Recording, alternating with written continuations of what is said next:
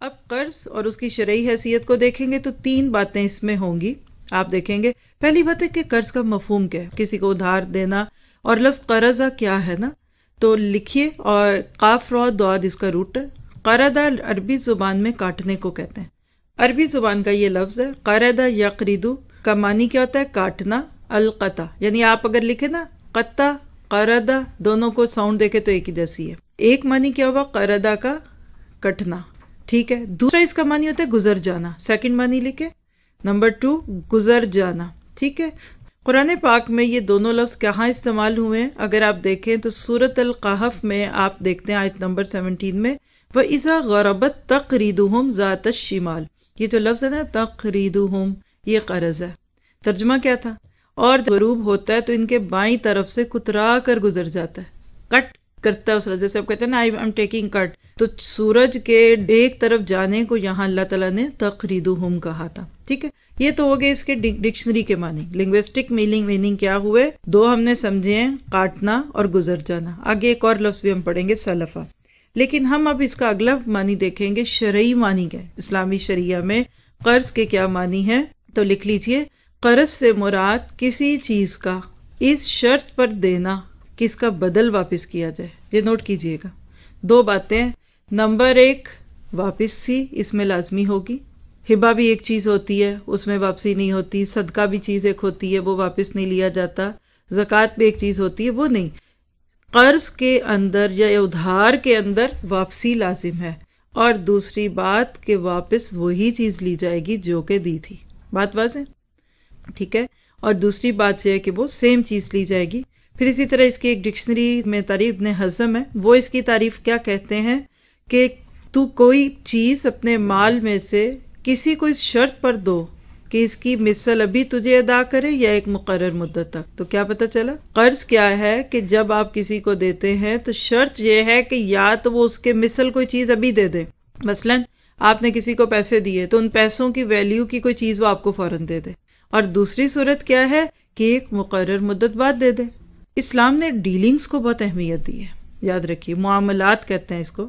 ہم پورے دین اسلام کے اگر حصے کریں نا تو 4 پارٹس ہیں: عقائد، عبادات، معاملات اور اخلاقیات، ٹھیک ہے. تو اس قرض کے ٹاپک کا جو جوڑ جڑتا ہے اسلام کی بلڈنگ میں، وہ کہاں جاتا ہے؟ معاملات میں. اور ایک حدیث میں اللہ کے نبی نے فرمایا الدین هو المعاملہ. اصل دین جو ہے نا یہ معاملوں کا نام ہے. ہم کیا کہتے ہیں اصل دین کیا ہے؟ حافظ بننا یا کتابوں کو یاد کرنا. کون شخص کتنا دیندار ہے کیسے پتہ چلے گا؟ جب آپ کا اس سے معاملہ پڑے گا. حضرت عمر کے دور میں کسی نے آ کے کسی دوسرے شخص کی بہت تعریف کی حضرت عمر کے سامنے، تو کہا یہ بتاؤ کہ وہ تمہارا ہمسایہ؟ کہا نہیں. کہنے لگے کبھی تم نے اس کے ساتھ سفر کیے؟ کہا نہیں. کہنے لگے اچھا یہ بتاؤ کہ کبھی تمہارا اس کے ساتھ کوئی لین دین ہوا؟ کہا نہیں. کہیں گے پھر تمہیں کوئی حق نہیں پہنچتا کسی کی تعریف کا. حضرت عمر کا یہ قول کیا بتاتا ہے؟ کسی کی سچی دینداری تب کھلتی ہے جب آپ کا اس سے معاملہ پڑتا ہے. پنجابی میں اس کو کہتے ہیں راہ پہ آ جانے تے واہ پہ آ جانے. پتہ نہیں اب جس کو سمجھ آئی وہ لکھ لے. جب آپ کا کسی سے معاملہ پڑتا ہے نا تو پھر آپ کی اصل کھلتی ہے. اور اٹس ٹرو. اور سفر کی بات اس لیے کہ سفر میں لوگ پھر اپنا چھپا نہیں پاتے. تو کیا پتہ چلا کہ قرض کے اندر معاملہ ہے اور یہ شدید نوعیت کا معاملہ ہے. بعض روایت سے یہاں تک اشارے ملتے ہیں کہ قیامت کے دن اللہ سبحانہ تعالیٰ اپنے اور بندے کے جو معاملے ہیں نا، حقوق اللہ جس کو آپ کہتے ہیں، اس میں نرمی برتیں گے. اللہ سبحانہ تعالیٰ will let you go. Okay جانے دو فرشتہ، اٹس فائن، آئی ایم الواسع، میں بڑا وسیع قلب والا ہوں، میں درگزر کرتا ہوں، جانے دو. لیکن جہاں لوگوں کے 2 معاملات ہوں گے تو وہاں اللہ تعالیٰ سختی کریں گے.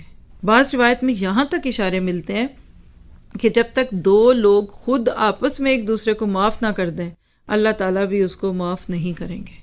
پھر اس طرح یہاں تک ایک روایت میں آیا کہ قیامت کے دن ایک بندے کو اللہ تعالیٰ نے جانے کا حکم دے دیا ہوگا جنت میں، لیکن پھر ایک دم اس کو وہاں سے بلایا جائے گا کہ تیرا فلاں کے ساتھ معاملہ ہے، اس کو پہلے ڈیل کر پھر جانا. اور آپ اس کو یہاں تک دیکھیں، یعنی آپ کہہ لیں کہ جنت کے کلوز جو ایج ہے پل سرات کا، اس کو قنطرہ کہتے ہیں، اور وہاں حقوق اللہ نہیں حقوق العباد چلیں گے. تو لہٰذا منی میٹرز تو معاملات میں سب سے شدید ہے.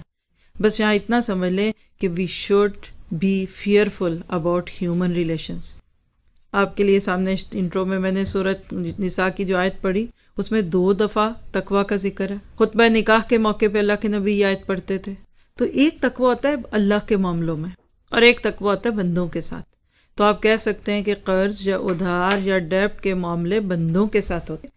اسی طرح قرض کی ایک اور تعریف شیخ شربینی کہتے ہیں ہوا تملیک الشیء علی ان یرد بدلہ، وہ کسی چیز کے اس شرط پر مالک بننا ہے کہ اس کی مثل واپس کی جائے. آپ کی یہ پینسل نہیں تھی، آپ نے مجھے کہا کہ میں آپ سے یہ ادھار لے لوں، تو میں آپ کو کہتی ہوں لے لیجئے. میرا حق کیا بنتا ہے میں آپ سے پوچھوں کب واپس کریں گے، اور جب آپ واپس کریں گے تو کیا یہ بالکل اسی سچویشن کی ہوگی. ٹھیک ہے، آپ نے کہا ٹھیک ہے لے لیا. اب جو ہی یہ پینسل آپ کے ہاتھ میں ہو گئی تو آپ کیا ہو گئی، اس کی مالک بن گئی. سمجھ آ رہی ہے؟ یہ جو شرط ہے نا، اس شرط پہ مالک بننا کہ میں واپس، یعنی آپ تو یہ تو پینسل اب ظاہر آپ یوز کریں گے، یہ چھوٹی ہو جائے گی، یہ ہوگا.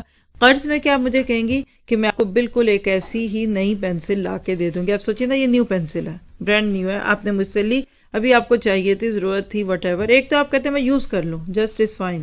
لیکن اگر آپ اس کو ایز اے قرض مجھ سے لیتے ہیں تو حق کیا ہے کہ پھر آپ اس کو پوری واپس کریں گے. ٹھیک ہے، تو وقتی طور پہ آپ رہتے ہیں. اب اگلا سوال لکھیے اپنے پاس، قرض کو قرض کیوں کہتے ہیں؟ سبب تسمیہ، اسم کہتے ہیں نام کو، ریزن یعنی قرض کو قرض کی وجہ کیا. تو کیا معنی بتایا تھا قرض کا پہلے؟ ٹو کٹ. تو صاحب مال اپنے مال کا ایک حصہ کاٹ کر مقروض کو دیتا ہے، اس لیے اس کو قرض کہتے ہیں. بات واضح؟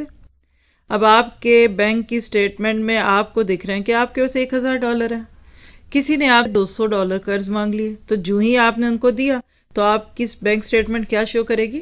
800. تو ٹو کٹ کے معنی اس وجہ سے اس کو قرض کہتے ہیں. ٹھیک ہے، اس کی تعریف شیخ ہیں، اور اس کو اس لیے یہ نام دیتے ہیں کیونکہ قرض کو اپنے مال کا ایک حصہ کاٹ کر مقروض کو دیتا ہے. چلیے دوسرا نام قرض کا ایک اور نام کیا ہے؟ سلف، سین لام فا. سلف کیوں کہتے ہیں اس کو؟ بلکہ اگر آپ عرب ملکوں میں دیکھیں نا، اہل حجاز جو ہیں وہ قرض کو سلف کہتے ہیں. سلف کس کو کہتے ہیں؟ آپ نے لفظ سنا ہے کبھی سلف صالحین؟ سلف کہتے ہیں، سلف نہیں سلف. سلف کہتے ہیں گزرے ہوئے کو، پرانا. اسلاف نام سنا ہوگا.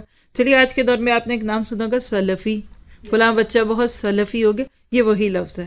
اور بے سلم ایک تجارت کی قسم ہوتی ہے جس کی مجھے اور آپ کو اس وقت اتنی ضرورت نہیں، لیکن بے سلم کہتے ہیں کسی چیز کی قیمت پیشگی ادا کی جائے، اس چیز کی وصولی کے لیے ایک وقت تعین کیا جائے. اس کو آج کی زبان میں انگلش میں کیا کہتے ہیں؟ ایک لفظ ہوتا ہے نا کنسائنمنٹ، اس میں کیا ہوتا ہے آپ آرڈر کرتے ہیں، چیز آپ کو آتی ہے، پھر بیچ کے آپ واپس کرتے ہیں. یہ بے سلم اس کا اپوزٹ ہے. میں آپ کو کہتی ہوں کہ یہ لیجئے $100 اور آپ جا رہی ہیں $100 کی یہ چیزیں لے، پیسے میں نے آپ کو دے دیے، سلم سونپ دیا آپ کے، اب چیز آپ مجھے دیں گے. تو بے سلم کہ قیمت پہلے دی اور چیز بعد میں ملے گی. بات واضح؟ بہت ساری ڈیلز ہیں ایسی دنیا میں. آپ انٹرنیٹ سے جتنی شاپنگ کرتے ہیں وہ بے سلم ہے. آپ سے پیسے لے کے کارڈ، جب آپ کا کریڈٹ کارڈ اوکے کرتا ہے پھر وہ کہتے ہیں اب آپ کی چیز شپ ہوگی. تو بے سلم میں کیا ہے کہ چیز پیسے پہلے چیز بعد میں. ٹھیک ہے، اب آپ دیکھیے کہ بعض اوقات قرض کا کیا معاملہ ہوتا ہے. امام قرطبی کہتے ہیں السلم اور سلف دونوں کا معنی ایک ہی ہے، دونوں الفاظ کا ذکر حدیث میں آتا ہے، البتہ اس کا مخصوص نام بے سلم ہے کیونکہ لفظ سلیب استعمال ہوتا ہے سلم کے لیے بھی. اس کو میں اپنے طور پہ بتا دیتی ہوں کہ قرض میں آپ نے مجھ سے $100 لے لیا، ٹھیک ہے، تو میں ایکسپیکٹ کیا کر رہی ہوں کہ 2 مہینے بعد آپ مجھے $100 واپس دے دیں گے. تو کیا یہ وہی قسم کا بزنس نہیں ہو گیا کہ میں نے کمپنی کو $100 دے دیا پے کر کے کہ آپ مجھے چیز بھیج دیں؟ سمجھے؟ پیسے دے دیے، اب ادائیگی بعد میں ہوگی. ٹھیک ہے، it's not a big deal. نہ سمجھ آئے تو چھوڑ دیں. تو پہلی بات کا خلاصہ کر دیتی ہوں. پہلا ہمارا یہاں ایک ٹاپک پورا ہوا، قرض کیا ہے. قرض کا معنی ہے ٹو کٹ، کاٹ دینا. اس کو قرض کیوں کہتے ہیں؟ کیونکہ جو دے رہا ہوتا ہے اس کے مال میں سے وہ چیز کٹ جاتی ہے اور دوسرے کو ملتی ہے. پھر اسی طرح اس کے اندر سلم کا معنی بھی آ جاتا ہے. سلف کیوں کہتے ہیں؟ سلم کی طرح، کیونکہ اس میں چیز پہلے اگلے کے حوالے کر دی جاتی ہے، بعد میں اس کو واپس لیا جاتا ہے. چلیے الحمدللہ کوئی بھی فرق نہیں پڑتا، ہمیں ان معنوں کا نام بھی پتا ہوتا ہے، لیکن ہم ایک معروف جو ہمارے سوسائٹی میں قرض کا معاملہ ہے اس کو ہم بہت اچھی طرح جانتے ہیں. اب نیکسٹ چیز پہ چلتے ہیں کہ قرض اسلام میں کیا ہے. جیسے آپ دیکھیں نا، مثال ہے کہ آپ کوئی بھی لفظ بولتے ہیں تو آپ کے ذہن میں فوراً آتا ہے نا، جیسے پیگ، آپ کے ذہن میں پیگ لفظ سے فوراً آئے گا. پیگ کیا ہے؟ چلے اس کے نام خنزیر کی بات، لیکن فوراً سوال آتا ہے یہ حلال ہے کہ حرام. اچھا پک کا گوشت ہے یا حرام ہے یا وٹ ایور، ہر چیز ہے نا. اسی طرح مثلا کھجور، تو کھجور کا نام ذہن میں آئے تمہارے ذہن میں، اچھا کھجور ہوتا ہے، ایک پھل ہوتا ہے، سبزی ہے، وٹ ایور جو بھی ہے. ہاں پھر اس کا اسلام میں کیا ہے کہ وہ کھا سکتے ہیں کہ نہیں. تو اب اگلا کوشچن یہ کہ قرض کی شرعی حیثیت کیا ہے، بات سمجھ رہے ہیں. چلے تجارت کو لے لیجئے، آپ کوئی چیز خریدنے جاتے ہیں، آپ کوئی چیز لیتے ہیں دیتے ہیں، تو آپ کے ذہن میں یہ سوال آ جاتا ہے کہ بھئی یہ بتائیے کہ اس طرح تجارت کرنا جائز ہے کہ آپ گئے اور $100 دیا اور آپ چیزیں لے کر آ گئے. ہاں تجارت ہے. تو قرض کی کیا بات ہے؟ بات کتنوں کو میری بات سمجھ ہوگی؟ یعنی قرض دے سکتے ہیں کہ نہیں، قرض لے سکتے ہیں کہ نہیں، قرض دینا حرام ہے، مکروہ ہے یا پسندیدہ ہے یا بہت ہی اچھا ہے. ٹھیک ہے، نہ دینا لینا، اس میں ہم 3 چیزیں دیکھیں گے انشاءاللہ. یہ بڑا اہم ٹاپک ہے جو میرے لیے ہماری آج کی اس نشست کا سب سے مین ٹاپک ہے.